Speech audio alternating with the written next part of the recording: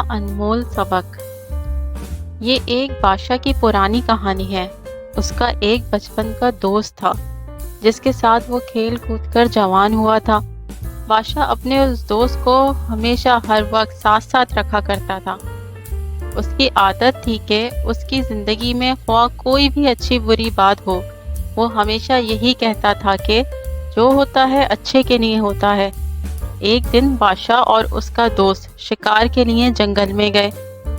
دوست نے بادشاہ کے لیے بندوق میں گولی بھری اور بندوق تیار کر کر بادشاہ کو دے دی، لیکن گولی بھرنے میں اس سے کوئی غلطی ہو گئی تھی، اور جب بادشاہ نے شکار کے لیے گولی چلائی تو اس کا انگوٹھا کٹ کر گر گیا۔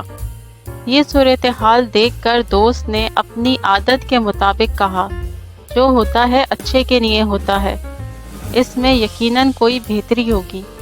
یہ سن کر بادشاہ کو شدید غصہ آیا اور بولا، یہ بہتر نہیں ہے، میرا انگوٹھا کٹ کر ضائع ہو چکا ہے اور تم کہہ رہے ہو اچھا ہوا، اور ساتھ ہی حکم جاری کیا کہ اسے قید خانے میں ڈال دیا جائے۔ 1 سال بعد بادشاہ دوبارہ ایک جگہ شکار کے لیے گیا۔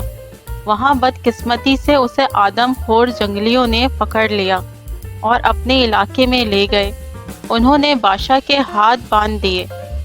اب آگ جلا کر وہ بادشاہ کو جلانے ہی والے تھے کہ ان کی نظر بادشاہ کے انگوٹھے پر پڑی، تو پتہ چلا کہ بادشاہ ایک انگوٹھے سے معذور ہے۔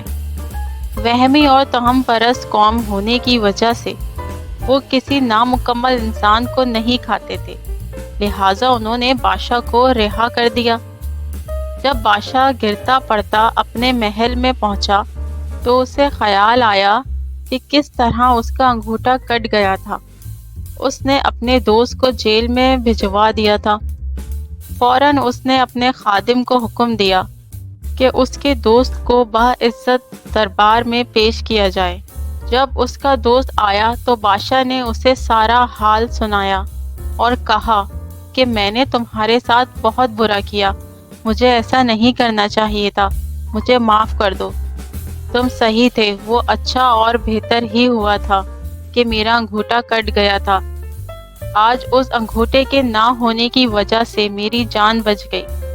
یہ سن کر بادشاہ کا دوست مسکرایا اور بولا، یہ بھی بہتر ہی ہوا کہ آپ نے مجھے جیل بھجوا دیا۔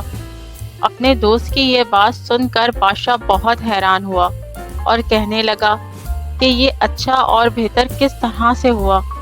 تم 1 سال تک جیل میں رہے اور کہہ رہے ہو کہ اچھا ہوا۔ دوست مسکرا کر بولا، ہاں اچھا ہوا اور بہت بہتر ہوا کہ اگر میں جیل میں نہ ہوتا تو یقیناً میں تمہارے ساتھ ہوتا اور وہ جنگلی اب تک مجھے ہڑپ کر چکے ہوتے، کیونکہ میرا انگوٹھا صحیح سالم ہے۔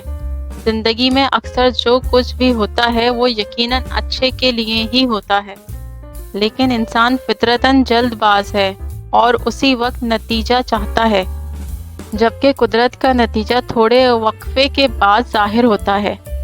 فرق صرف اتنا ہے کہ امید کا سہارا کبھی نہیں چھوڑنا چاہیے اور سوچ ہمیشہ مثبت رکھنی چاہیے۔ پیارے بچوں، امید ہے آج کی کہانی آپ سب کو بے حد پسند آئی ہوگی۔ ہمارے ساتھ جڑے رہنے کا شکریہ۔ ملتے ہیں اب ایک نئی کہانی کے ساتھ۔